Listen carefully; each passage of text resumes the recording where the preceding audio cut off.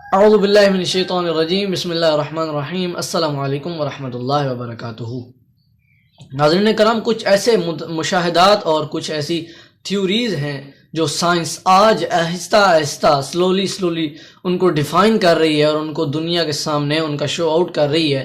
وہیں پر قرآن مجید نے ان جیسی کئی تھیوریز کو بہت عرصہ پہلے، 1400 سال پہلے، 1400 ایئرز اگو، قرآن مجید نے ان تھیوریز کو ہمارے سامنے بیان کر دیا تھا۔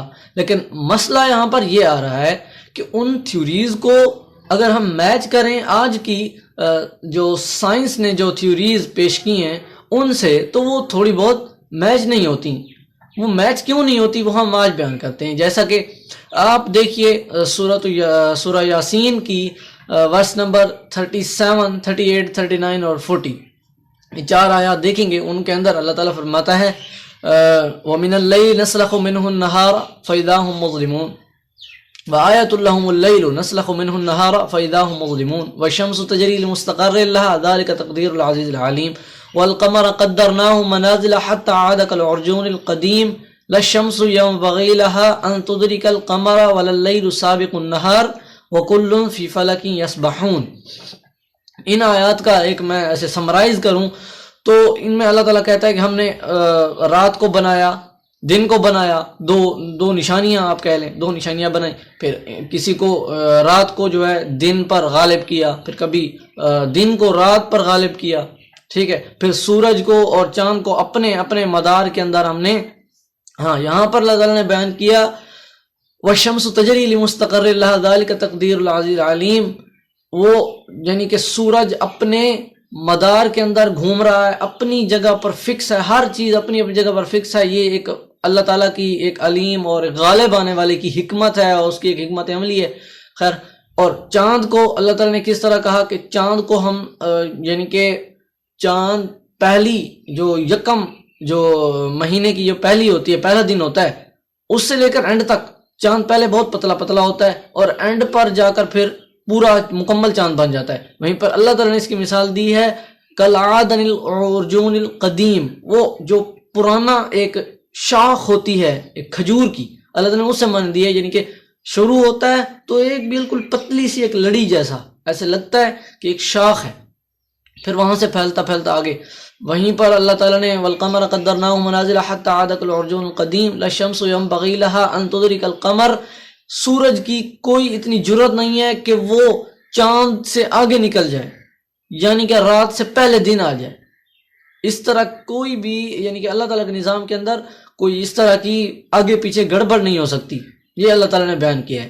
اب یہاں پر مسئلہ کیا ہے؟ مسئلہ یہ ہے کہ اللہ تعالیٰ نے بیان کیا ہے کہ سورج کیا کر رہے ہیں، سورج گھوم رہا ہے اور باقی ستارے جو ہیں وہ ٹکے ہوئے ہیں۔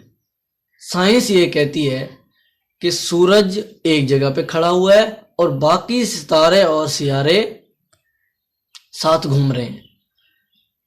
آپ صرف اس چیز کو نہ دیکھیں، کیونکہ قرآن مجید کا جو بیان ہے نا، جو انداز بیان ہے وہ انتہائی آسان ہے، سادہ ہے، وہ ہماری یعنی کہ ایسے ہماری نظروں میں ہے نہیں، سوری، اب قرآن نے کہا کہ سورج ادھر ادھر چل رہا ہے اور ستارے، یہ قرآن نے ہماری نظر سے کہا ہے۔ قرآن نے ہم جیسے ہم دیکھتے ہیں، ہم کیا دیکھتے ہیں کہ زمین ادھر سے ادھر جا رہی ہے، نہیں، ہمیں تو لگتا ہے سورج یہاں سے ادھر آتا ہے پھر ادھر سے، یہ ہمیں اس طرح لگ رہا ہے۔ اب اس کی اگزامپل میں آپ کو مثال دیتا ہوں، قرآن مجید کی ہی آیت سے مثال دیتا ہوں۔ اللہ تعالیٰ نے فرمایا سورۃ القاف میں دیکھیے گا، سورۃ قاف کی آخری کچھ آیات میں اللہ تعالیٰ نے وہاں پر بیان کیا کہ وَاصْبِرْ عَلَىٰ مَا يَقُولُونَ وَسَبِّحْ بِحَمْدِ رَبِّكَ قَبْلَ طُلُوعِ الشَّمْسِ وَقَبْلَ الْغُرُوبِ، اللہ تعالیٰ کی تسبیح بیان کرو۔ کس چیز وقت کیا ہے؟ سورج کے طلوع ہونے سے پہلے اور سورج کے غروب ہونے کے بعد۔ اب یہاں پر اللہ تعالیٰ نے سیدھا سیدھا ہمیں بتا نہیں دیا کہ کس طرح وہ طلوع ہو رہا ہے اور وہ غروب ہو رہا ہے۔ اب اس سے بھی اچھی مثال ایک اور سنیے، وہ بالکل اسی اوپر والی آیت میں اللہ تعالیٰ نے بیان کیا کہ ہم نے زمین و آسمان کو بنایا فی ستۃ ایام، ہم ان کو 6 دن میں بنایا۔ اب یہ سوال یہاں پر اٹھتا ہے کہ بھائی تب دن تھے، تب تو وقت تھا ہی نہیں، ٹائم تھا ہی نہیں تب، تو اللہ تعالیٰ نے پھر ہمیں 6 دن کیوں کہا؟ کیونکہ تاکہ اس لیے بیان کیا اللہ تعالیٰ نے، قرآن نے 6 دن کا وقت اس لیے دیا تاکہ ہم ایزیلی اس کو پک کر سکیں، ہم سمجھ سکیں، ہم اس کو ایزیلی سمجھ سکیں اپنی ایک سوچ کے. کیوں؟ ہمارا جو مائنڈ ہے وہ اللہ تعالیٰ کچھ تھوڑا سا علم اللہ تعالیٰ نے ہمیں دیا ہے، دنیا کا تھوڑا سا علم دیا ہے، اور یہیں پر ہمیں محیط کر دیا ہے. ہم اس میں پھر قید ہو چکے ہیں، وقت کے اندر ہم قید ہو چکے ہیں. تو یہ اللہ تعالیٰ نے ہماری آسانی کے لیے بیان کیا. تب وقت نہیں تھا، لیکن اللہ تعالیٰ نے یہ ایک ہمارے لیے اندازہ بیان کیا ہے کہ جتنا تب وقت لگا ویسے آپ کے 6 دن از ایکول ٹو وہ وقت جو میں نے ادھر صرف کیا تھا، جو ادھر لگا تھا. یعنی کہ یہ سسٹم پورا بننے کے لیے جتنا وقت لگا تھا وہ تمہارے 6 دن کے برابر ہے. یہ اللہ تعالیٰ نے بیان کیا. یہ خود یہ بات کہ سالوں کو ہم کس طرح گنیں، اور یہ اللہ تعالیٰ نے سورہ اسراء میں دیکھیے گا، وہاں پر ورس نمبر 13 میں وہاں پر اللہ تعالیٰ نے بیان کیا ہے کہ ہم نے کیا کیا ہے، 2 آیات یعنی نشانیاں، ایک رات کی ایک دن کی، وہ ہم نے مقرر کی. اور پھر یہ مقرر کیوں کی، اور مقصد ان کا کیا ہے؟ یہ اس لیے کی تاکہ دن کو ہم نے، رات کو ہم نے اندھیرا بنا دیا، اس میں سکون ہو سکے، اور دن کو ہم نے وہ بنایا، روشن بنایا، تاکہ اس میں کیا ہو، تم اپنے اللہ تعالیٰ کا فضل یعنی کہ اللہ اپنی روزی روٹی، اپنے معاش کا کوئی ذریعہ ڈھونڈ سکو، اپنا معاش کا کوئی حل یعنی کہ کوئی کوشش کر سکو، اپنی کھانا پینا. اور یہ اللہ تعالیٰ نے کیوں کہا؟ آگے اللہ تعالیٰ نے فرمایا کہ دن اور رات کو میں نے اس لیے بنایا لِتَعْلَمُوا عَدَدَ السِّنِينَ وَالْحِسَابِ. اس کا مین مقصد جو تھا وہ آیت کے اینڈ پر اللہ تعالیٰ نے بیان کیا کہ آپ دن اور رات کو اس لیے میں نے بیان کیا تاکہ آپ دن اور رات سے اپنے حساب و کتاب مقرر کر سکیں. جیسا کہ میں کہتا ہوں میں نے آج رات آپ کو قرض دیا ہے، میں آج سے 3 رات بعد جا کر آپ کو وہ قرض واپس کروں گا، تو آپ راتیں گنیں گے نا، راتیں گننی پڑیں گی آپ کو. تو رات یہ ایک حساب ہو گیا، یعنی کہ ایک نشانیاں ہوتی ہیں. جیسے ہم سفر پر جاتے ہیں یا بالفرض کوئی جنگل میں گزر رہا ہے، تو جنگل میں وہ جہاں سے گزرے گا ایک شاخ توڑ دے گا کس درخت کی، پھر وہاں سے آگے چلا جائے گا. کیوں؟ تاکہ پھر میں اگر راستہ بھٹک کے گھوم کے یہاں پر آیا اور شاخ ٹوٹی لگی تو مجھے پتہ چل جائے گا کہ میں بھول گیا ہوں راستہ اور پھر وہیں پر آ گیا ہوں. تو یہ ایک نشانی تھی، آپ نے نشانی لگائی، وہ شاخ ٹوٹی یہاں. ایسے ہی یہ ایک نشانی لگائی، ہم نشانی لگاتے ہیں اپنے حساب و کتاب کے لیے. یہ دن ہے، یہ رات ہے، اسے ہم اپنے حساب و کتاب. اور سال یعنی کہ برسوں کی تعداد ہم ایئرز کو کس طرح معلوم کرتے ہیں، ان کا فائنڈ آؤٹ بھی یہی ہے کہ 365 دن ہم جب گنیں گے تب ہم اپنے ذہن میں رکھیں گے ہاں 1 سال مکمل ہو گیا ہے. 365 دن وہ یعنی کہ اس طرح سے اللہ تعالیٰ نے جو چیز بیان کی ہے وہ ایک ہمارے لیے آسان تھی. کیونکہ قرآن جو ہے یہی خوبصورتی ہے قرآن مجید کی کہ وہ چیز کی مجازی معنوں میں بیان کر دیتا ہے، لیکن وہ ہمارے لیے ایسے ہوتا ہے کہ جیسے ہم اس کو آسانی سے ہم اس کو کسی سیب کی طرح کھا جائیں. اتنا آسان کر کے قرآن مجید بیان کرتا ہے. اب یہی اسی سورہ یاسین کی وہ جو میں نے آخری آیت بیان کی، اس میں وہ کہا وَكُلٌّ فِي فَلَكٍ يَسْبَحُونَ. اس کا مطلب ہے کہ ہر چیز اپنے مدار کے اندر تیر رہی ہے. تو یہی آئنسٹائن نے تھیوری بیان کی تھی کہ یہ جو ٹائم ہے جس کو ہم سوچتے بھی نہیں ہے، بس ٹائم کیا ہوگا، یہ شاید ہم نے ٹائم خود سے بنایا ہوا ہے. اس نے کہا کہ ٹائم ایک آپ سمجھ لیں سرفیس کی طرح ہے، سرفیس کی طرح ہے، ایک ایسا لیکوڈ سرفیس کی طرح. اس کے اوپر جو چیز گرتی ہے وہ اپنے وزن کے مطابق ایک گھراؤ بنا لیتی ہے اور اندر دب جاتی ہے. پھر جو ارد گرد کی چیزیں ہوتی ہیں وہ کیونکہ دبی ہوئی جگہ سرفیس دب جاتی ہے تو وہ اس کی طرف ڈھلانوں کی طرح اس کی طرف ایسے تیر جاتے ہیں. ٹھیک ہے، جیسے پانی جو ہے نیچے کی طرف جاتا ہے ویسے ہی جو زیادہ ایریا والی چیز ہوگی وہ دوسری چیزوں کو اپنی طرف کھینچ لے گی. یہ چیز تیرنا، یہ اللہ تعالیٰ نے قرآن کے اندر لفظ بیان کیا ہے. ہمیں تھوڑا سا پیچیدہ لگے گا کہ یہ تیر کیسے رہا ہے، لیکن وہ پھر آگے جا کر ہم سائنس کو دیکھیں گے پھر پتہ چلا کہ تیر کیسے رہا ہے.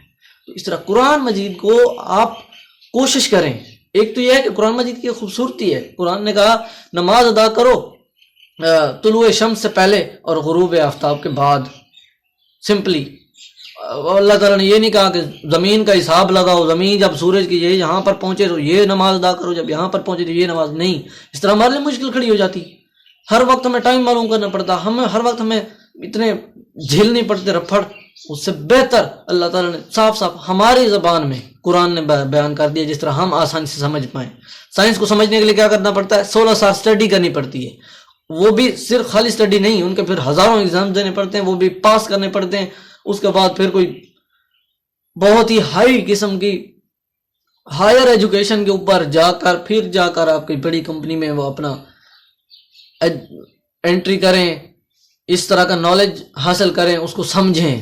یہ صرف ایسے سمجھ نہیں آئے گی. لیکن قرآن مجید عام شخص اب جو پڑھ رہا ہوگا اسے پتہ چل جائے گا کہ ہاں یار نماز کا ٹائم یہ ہے. یہ ہے قرآن مجید کی خوبصورتی. قرآن مجید نے بات کو سچ بھی بیان کیا اور بیان بھی ہمارے انداز میں کیا تاکہ ہم اس کو ایزیلی سمجھ سکیں. تو اس طرح کی کئی اور نشانیاں ہیں جو اللہ تعالیٰ نے قرآن مجید کے اندر بیان کی ہیں، لیکن وہ آج تک پروف تو ہو گئی ہیں، لیکن لوگ کہتے ہیں کہ شاید وہ آپس میں میچ نہیں کر رہی. بھائی میچ کرتی ہیں. قرآن مجید صرف ہماری نظر سے ہم کو بتاتا ہے، اور سائنس ایک الگ، سائنس کو سمجھنا پڑتا ہے، اور قرآن مجید خود آ کر ہمیں خود کو سمجھا دیتا ہے کہ بھائی میں یہ چیز ہوں، مجھے پڑھو، میں یہ چیز ہوں. سائنس کو کیا کرنا پڑتا ہے؟ خود سمجھنا پڑتا ہے، تب جا کر سمجھ آتا ہے. یہیں پر سائنس کی آپ وہ ڈائمینشنل وہ ان چیزوں میں جائیں گے تو فلاں ڈائمینشن یہ یہاں ہوگا، یہ یہاں ہوگا. کوئی مارس پہ جا رہا ہے، کوئی مون پہ جا رہا ہے، وہ کس طرح جا رہا ہے، وہ یہ کر رہا ہے، وہ کر رہا ہے. تو یہ چیزیں کسی بھی عام انسان کو سمجھ نہیں آئیں گی، وہ تھوڑا بہت پڑھا لکھا ہونا چاہیے. قرآن مجید جو ہے وہ کوئی عام انسان بھی ترجمہ، جس کو ضرور اردو پڑھنی آنی چاہیے. چلو اردو تو چھوڑو، آج کل تو ہر زبان کے اندر ترجمہ ہے. وہ صرف بیٹھ کر ترجمہ پڑھے، صرف وقت دے، اس کو سب کچھ سمجھ آ جائے گا. لیکن پھر بھی قرآن مجید یہ تو ایک معنی ہوتے ہیں جو سامنے ہمیں نظر آ رہے ہوتے ہیں.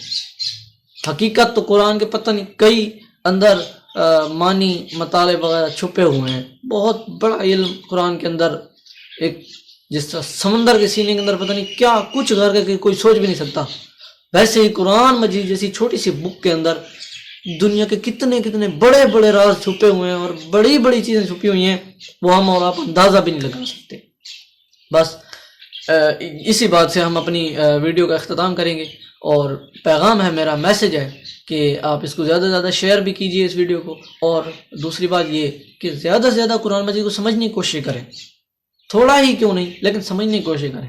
دن میں کم از کم، پورے دن میں 24 گھنٹے میں 5 منٹ نکالیں. 5 منٹ میں آپ جتنا قرآن پڑھ سکتے ہیں، جتنا بھی آپ کی نظر میں، چاہے آدھی آیت بھی کیوں نہ آتی ہے، چاہے 1 آیت بھی کیوں نہ آتی ہے، 5 آیت بھی کیوں نہ آئیں، آپ ضرور ان کو پڑھیں، ان کو غور سے پڑھیں، ان کا ترجمہ پڑھیں، ان کی تفسیر پڑھیں، اس کا مطالعہ کریں.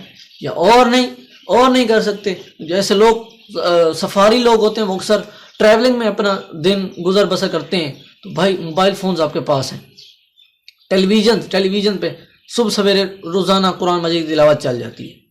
لیکن افسوس کی بات یہ ہے وہاں پر اس وقت ہم سوئے ہوئے ہوتے ہیں. مسئلہ ہمارا یہ ہے. تو کوشش کریں کہ اللہ تعالیٰ قریب جائیں، قرآن مجید کو سمجھیں. قرآن مجید وہ کتاب ہے جو آپ کو بڑی بڑی رفڑ اور بڑے بڑے مشکلات کو ایک آسان سے میتھڈ میں بیان کر دیتی ہے. جیسے کہ ابھی ہم نے اس ویڈیو کے اندر دیکھا کہ کس طرح سائنس نے وہ پورے جھیلے، پوری تھیوریز اور پتہ نہیں کیا کیا فارمولے، یہ وہ، وہیں پر قرآن نے ایک جملے میں سارا کچھ فنش بیان کر کے ختم. چلو بھائی تم سمجھ گئے، چھٹی ہے تمہیں. یہ ہے قرآن مجید کی خوبصورتی. بس میں اسی پیغام کے ساتھ آپ سے اجازت چاہوں گا کہ قرآن مجید کو اچھی طرح سمجھیں، زیادہ سے زیادہ اسے پڑھیں اور دوسرے دوستوں تک اس کو قرآن مجید کی تعلیمات کو پہنچائیں. والسلام علیکم ورحمۃ اللہ وبرکاتہ.